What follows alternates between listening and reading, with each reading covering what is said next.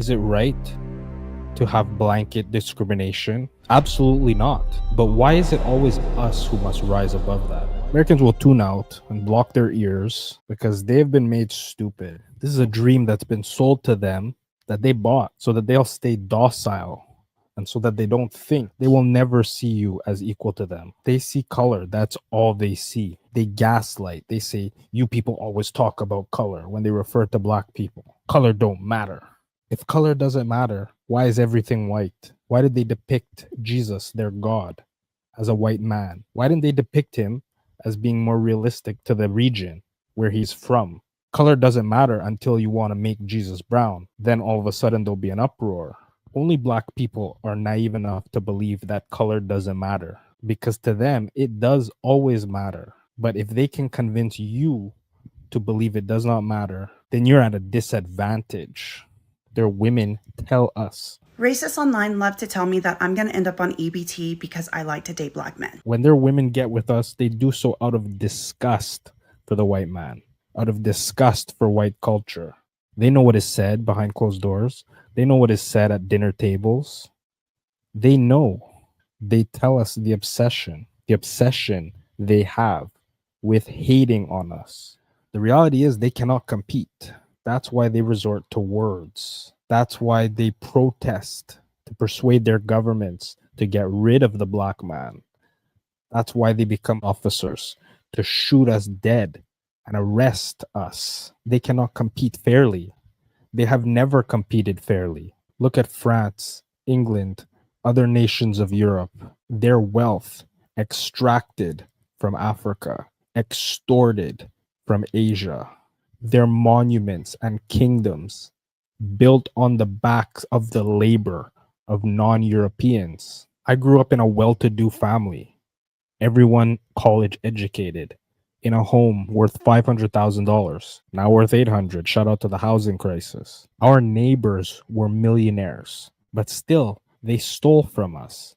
They burglarized us. The difference is black people will become shiesty out of necessity, out of hunger, but whites will be millionaires and still rob, kill, and destroy. That is the difference. A lineage of evil, no respect for property or life. And black people do not have a history of violence to such a magnitude. Look at England during the Opium Wars, the extortion that China faced at the hand of England, forced to put their population into a cycle of addiction, also that England could turn a profit so that they could enrich themselves and greater their empire. This is the history of the European people. In France, they extorted the Haitians. They charged them tax, a freedom tax, because the Haitians fought for their independence. France deemed it necessary to charge them a tax, which ended as recent as the 1940s, where Haiti was forced to pay France for not being slaves long enough. You got to decide, will you work for them and build up their society only to die getting no credit in the end? Or will you stop contributing to them? Will you work your whole life towards someone else's dream? In the end, their lowest of the low will still look down on the greatest black people. They will always tie themselves to the greatest and tie you to the worst. Charlie Kirk, a college dropout, was so comfortable looking down on black women with PhDs. You had to go steal a white person's slot to go be taken somewhat seriously. This is how they see you. People in trailer parks, in generational poverty, looking down on doctors, lawyers, engineers, as if these black people got a handout from them, as if they owe them something. This is why there are such strong efforts in America, in Canada, in the United Kingdom, in any Western country to convince the black people to have this false national pride. These nations do not represent you.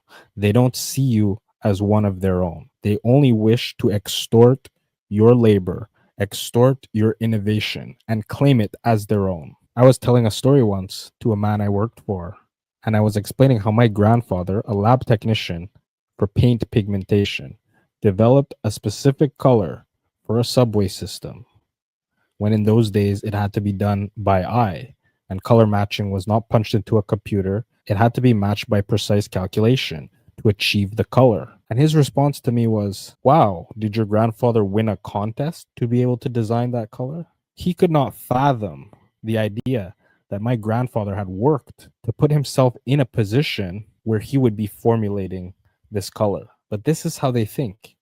And bear in mind, this is years before any DEI programs, before any sort of special treatment or allowance into the workforce or into the academic world. You do not have the brain processing power to otherwise be taken really seriously.